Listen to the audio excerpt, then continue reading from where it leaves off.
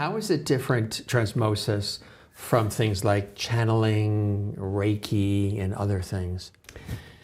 I am a Reiki master, so I have the 3rd degree, and actually someone took me up to the 10th, but whatever. It was all Usui. Reiki is lovely, sweet energy, and I am the conduit, and the energy is coming through, and that person uses the energy and rebalances themselves. Channeling, sometimes they're channeling an entity, meaning, a human that's lived on the planet before. You can spray that again. A human that's been on the planet before is now deceased. That's more of a medium, and I have some of that ability as well to communicate to pull that a in. message from someone that's deceased that person needed to hear, but they never got to hear while they were in bodies together. Right. And channeling, I'm not a psychic. Right. More intuitive, more naturally, these are my resources and my gifts that come through. So channeling can be an other person coming through the voice box or whatever. It can also be, I've seen channelers that channel the room. They channel the whole crowd, and that's why they go, oh, this message is for me. That's lovely. Yeah. Right. And I don't know what I do. I think I do divine flow. It's like this. That's a good way to put it. I'm just taking dictation. And somehow it means something to someone. And I feel the consciousnesses meet, and that's where the alchemy happens. I can't explain it scientifically. So that's how transmosis is different, because it goes deeper. Right. And it's an actual transmission and an assimilation and then a reorganization. Think of it like a computer, defragging your computer. Right. You're removing files you don't need anymore. You're reorganizing everything so the computer runs more optimally and efficiently. And that's kind of what happens in our life.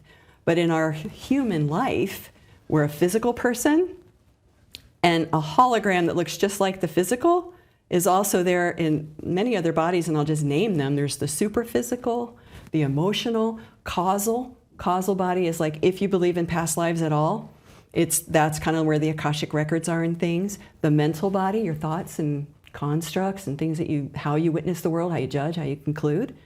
The etheric is like a higher mind, and then soul.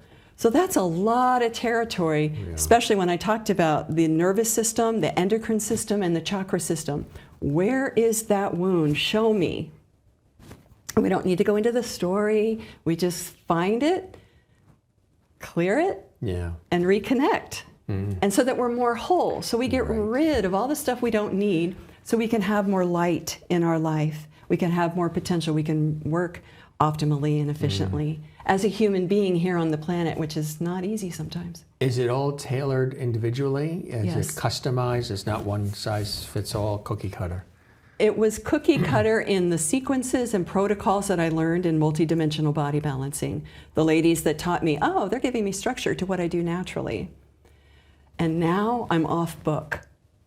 It keeps evolving, and things are more interesting to me, because instead of just working on each individual body separately with nervous system of the mental body, whatever, now it's like Russian dolls. They all came together, and it's called the total self.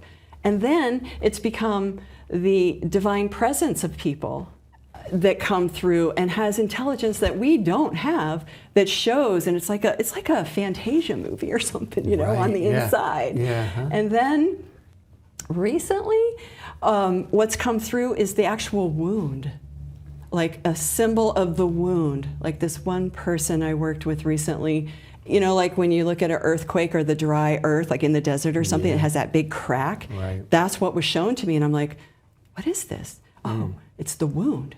It's the wound of the shock of what happened to this person. Right. So we place all that in these holographic healing rooms and clean it all up, restore them, and somehow magically it works. And I can't tell you how. It's a mystery. It just sort of, works. Like you said, it's a flow.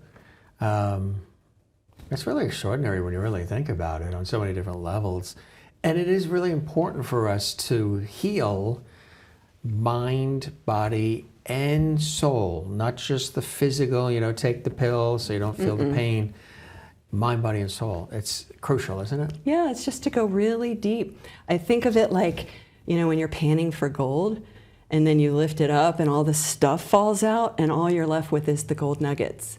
That's what we want. We want to return to our pristine divine blueprint, our essence, so that we can truly be aligned and be who we are. And maybe that's what happened for me. Maybe that's what happened. It cleared out so much stuff. It sounds like it has, and it also sounds like it's a continuing journey. It is. It keeps evolving, and I think it's going to be bigger than I know. And this is not egotistical. This is very humble, but this is what people who see deeply have shared with me, that it's bigger than I know. And so I have a book in process. It probably won't come out till 2024. Right. Yeah, tell us about that. Trying to dissect the invisible and bring it back to the physical without sounding like hippy-dippy whatever, right? I mean, it's real.